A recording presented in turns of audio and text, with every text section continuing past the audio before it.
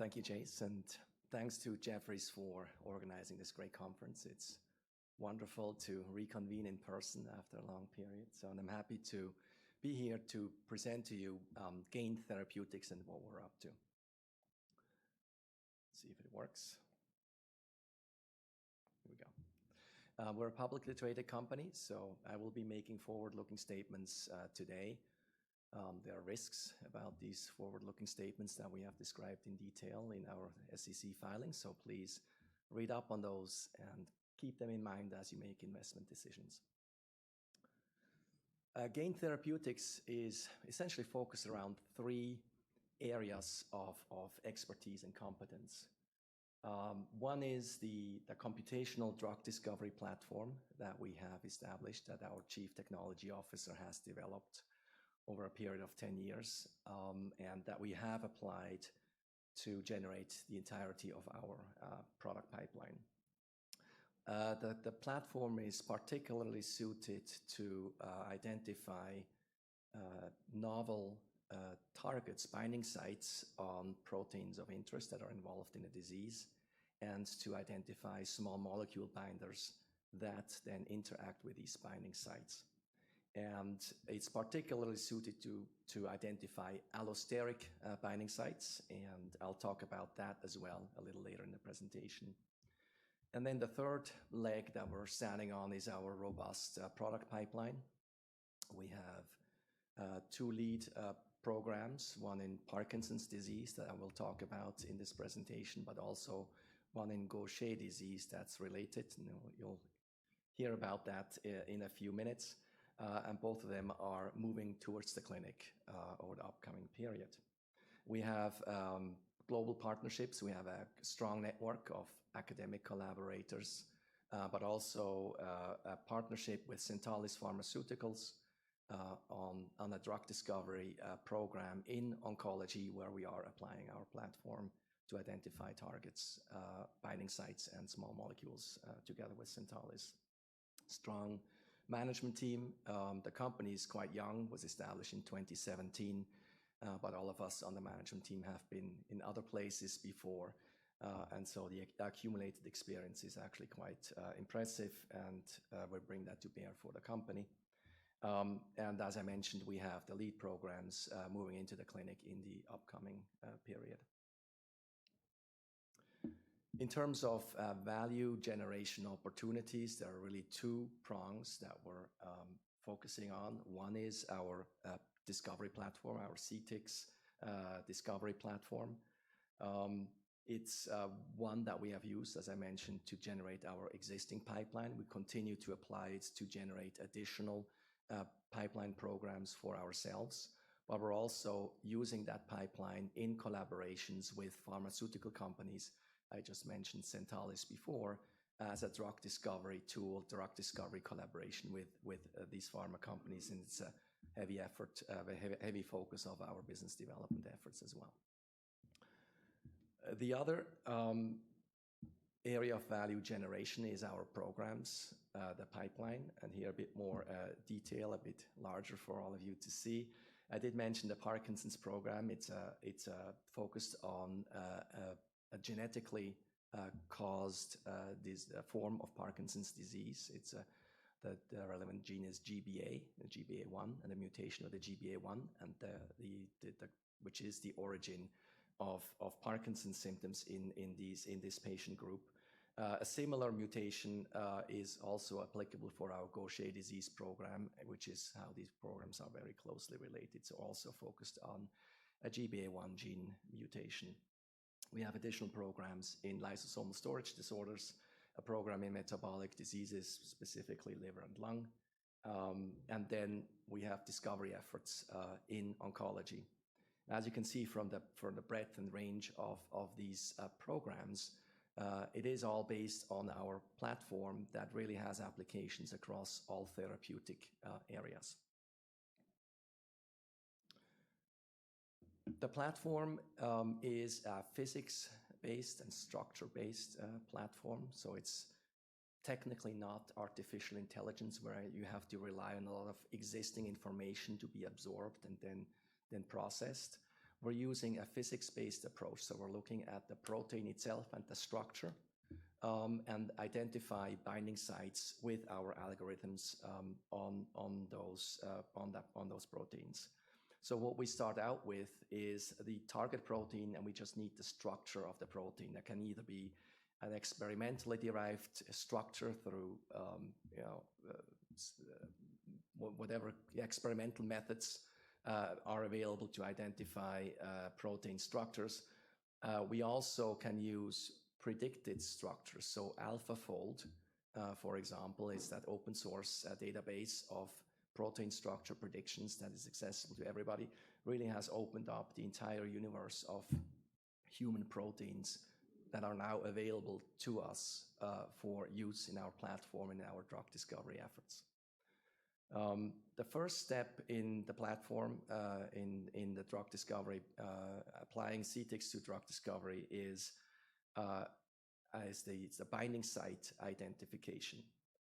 So we are running the models, the algorithms to with organic solvents, a range of organic solvents, to identify binding hotspots.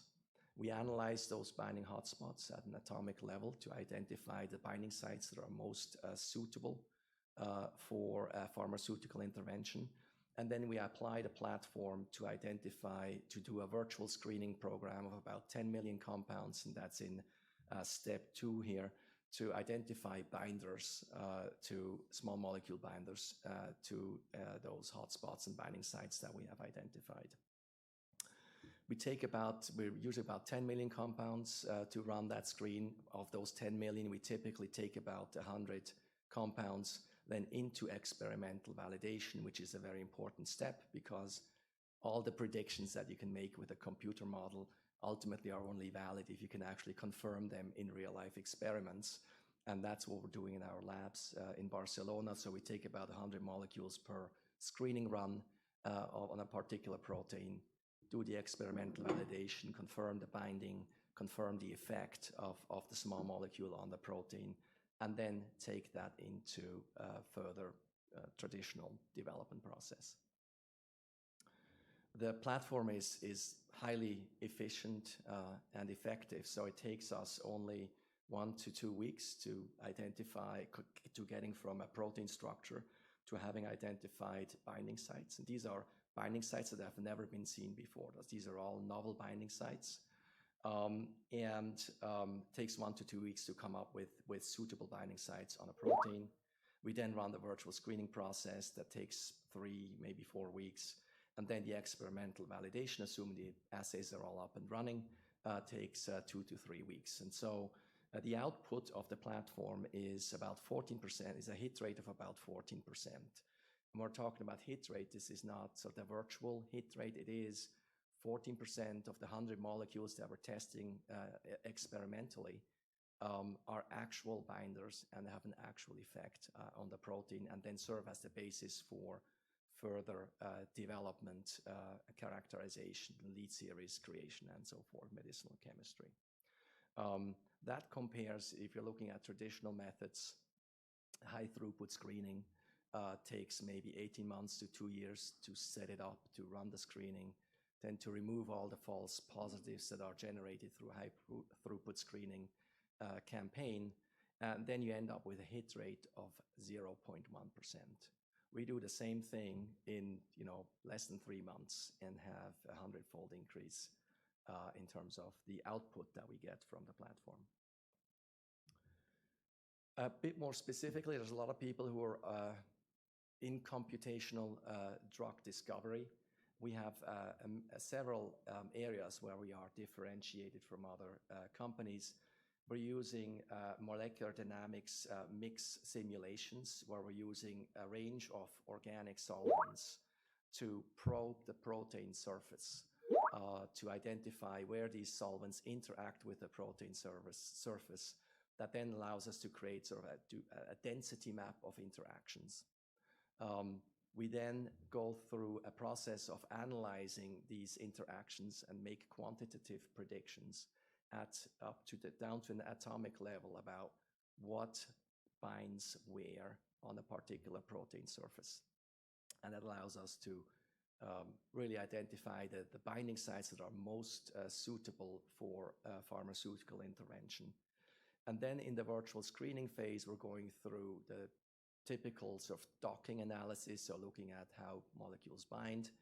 But in addition, we're also looking at how molecules let go. So the undocking protocols are absolutely critical for us to screen out false positives, because you need to know how well a product binds a compound, also how it lets go, and the combination of information gives you the best sense for what could be a suitable drug candidate. The second area I mentioned that we're using the platform that I just described is the identification of allosteric binding sites on proteins of interest. Allosteric binding sites are essentially it's any place on the surface of a protein that is not the active binding site. And the active binding site is the place where the natural ligand of a protein binds. If traditional pharmaceuticals, they typically go to the active binding site because that's the known site that can be actually explored for pharmaceutical intervention through traditional methods. And then you have the issue, the potential issue that you need to overcome, which is the competitive binding. So the small molecule that the pharma company wants to develop has to outcompete the natural ligands to engage with the natural binding site. And that leads to selectivity issues, potency issues, and so forth. Focusing on allosteric binding sites that don't have any natural binders in the body, we avoid that issue entirely. Also, as I mentioned, we can target any protein of interest. At this point, about 90% of proteins do not have a known binding site.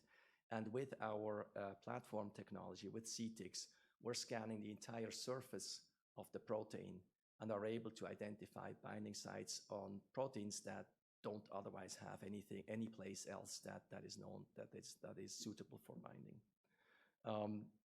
In addition, looking at allosteric binding, it opens up a whole range of ways of interacting with the protein. The traditional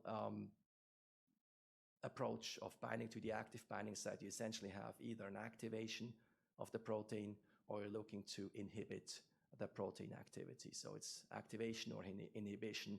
And these are the two ways that traditional pharmaceuticals interact with proteins. Through an allosteric binding molecule, we have many additional ways to interact with the protein. So for example, we can stabilize a misfolded protein and restore its function, which is the approach that we have applied to all of our lysosomal storage disorder programs, also applies to our Parkinson's program.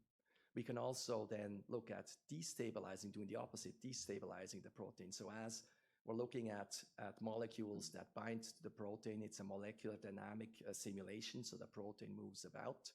We can find molecules that bind into cryptic pockets of the protein that are otherwise not seeable, stabilize the protein in a misformed way that then causes the protein to be either no longer functional or to be degraded in the cell. We can also go for specific targeted degradation through a PROTAC approach, and then the more traditional inhibition and activation approaches by binding in close proximity to the active binding site. The company, as I mentioned, has focused initially on lysosomal storage disorders. It's a great area for a small company to work in. These are all rare diseases, a very high unmet medical need. And the current therapies, such as enzyme replacement therapies that help these patients, are typically not able to, or are actually not able to cross the blood-brain barrier. And using a small molecule approach that we have with our binders, we actually have the ability to cross the blood-brain barrier and also address neuronopathic symptoms of lysosomal storage disorders that are currently untreatable. The program in Parkinson's disease is based on a related mechanism. So that's the neurodegenerative program that we have. It's based on a related mechanism of lysosome of the Gaucher program, so the lysosomal storage disorder program. But it is obviously a different patient population. I'll talk about that in just a minute. And then we have other applications of the platform that we're exploring actively now in oncology, in metabolic diseases, but also across the full spectrum of therapeutic areas, because the platform is entirely agnostic as to therapeutic area. It's a structure-based, physics-based approach. We just need to know what the protein structure is, and then we can run the program and identify binders against these proteins. Switching gears and focusing on now primarily on our Parkinson's program, which is the most advanced in our pipeline. Parkinson's is a disease that affects about 10 million people worldwide. About 14% of those have a specific mutation of the GBA1 gene. And as a result of that mutation, develop Parkinson's symptoms. These types of patients, the GBA1 Parkinson's patients, have an earlier onset of the disease and a much faster progression of the disease than idiopathic Parkinson's patients. And so as a result, have a much increased need for a pharmaceutical therapy that actually can help stop the disease progression. Gaucher disease is the related program. It's also based on the mutation of the GBA1 gene and is a rare disease, childhood disease, and that program is in a close follower in terms of moving into the clinic. For both programs, just giving you a bit of a sort of a science refresher on how the mechanism of what an enzyme does and how our mechanism of action of our molecule actually works. So in a normal cell, you have the GBA1 gene that's not mutated, that is functioning well. It expresses an enzyme called GCase. And GCase, the job of GCase is to then, once it's created in the endoplasmic reticulum, move into the lysosome. The lysosome is the waste basket of a cell. And in the lysosome, that enzyme's job is to remove toxic materials. So you can imagine if you have a misfolded enzyme that is not able, as a result of a GBA1 mutation, you have a misfolded enzyme. That enzyme then is not able to move into the lysosome and is not able to perform its job there. As a result, you see an accumulation of toxic materials in the lysosome, which then ultimately causes cell death. And if that cell death happens in a dopaminergic neuronal cell, as a result in the brain, you see a reduced levels of dopamine and ultimately the development of Parkinson's disease. What we're doing with our structurally targeted allosteric regulator, our lead compound for the Parkinson's program, is we're binding to that misfolded enzyme. So we've used the platform to identify an allosteric binding site. We've used the platform to identify the small molecule that we're now developing. And that small molecule binds to that enzyme, to the misfolded enzyme in real life, stabilizes the enzyme, enables that enzyme to actually move from the endoplasmic reticulum into the lysosome, and there perform the function that it's required to do, which is to reduce the toxic materials. We have shown in vitro and in vivo all three elements of that postulated mechanism of action, which is enhancement of enzyme levels after administration of our compound in the endoplasmic reticulum. We then see enhanced levels of enzyme in the lysosome, and we then see a reduction of the toxic materials in these cells. And then in vivo, we see increased cell survival, increased survival of dopaminergic neurons, and increased dopamine levels, as well as a reduction of inflammatory markers, a reduction of inflammation in the brain, which is another indicator that what we're doing actually restores lysosomal health, cell health, and enhances cell survival. And as such, the therapy that we are developing has the potential to actually halt disease progression. So it's not a symptomatic treatment. We're acting at the very beginning of what causes the disease upstream, and as a result, create healthy cells that survive better. We've tested this in collaboration with Dr. Ricardo Feldman at the University of Maryland. He has developed models, neuronal models based on patient-derived IPSCs, looking at dopaminergic neurons, cortical neurons, and other cell types. And he's tested our molecules in that model in his labs at the university. And I'll show you some of the results in just a minute. This is probably as close as you can get to a patient in a cell-based model. So people refer to this approach as a patient in a dish. And so the results that we have generated in these models are highly relevant for the properties and qualities of the molecule that we're developing. So in these models, what we have shown is, I'm going from left up and down to right, we've shown increased GCase enzyme levels. We've shown increased trafficking, so movement of the enzyme from the endoplasmic reticulum into the lysosome. We've shown a depletion of the toxic substrates. We've shown a depletion of alpha-synuclein, which is a hallmark of Parkinson's disease. And there's a number of companies that develop products specific solely on trying to remove alpha-synuclein. We're doing that with a much more natural process by just restoring enzyme function in the cell. We've shown overall improved enzyme function through increased autophagic flux in dopaminergic neurons. And we've also shown a reduction of inflammatory markers, as I've mentioned. All of that shows that just going at the very beginning of the origin of where the disease starts and restoring enzyme function restores lysosomal health, cell health, and has all the beneficial effects of having a healthy cell, which is you don't have inflammation, the cell survives longer, and does the work that it does, including for dopaminergic neurons, the creation, the manufacturing of dopamine for the brain. So here's some of the specific data, and I won't sort of go into too much detail on those. So we've seen here statistically significant levels of increase of GCase levels, localization of GCase in the enzyme. Similar then in cortical neurons, we've seen the reduction of the accumulation of the toxic substrate GlcCer, and as well as the reduction of alpha-synuclein, both the phosphorylated and aggregated kinds.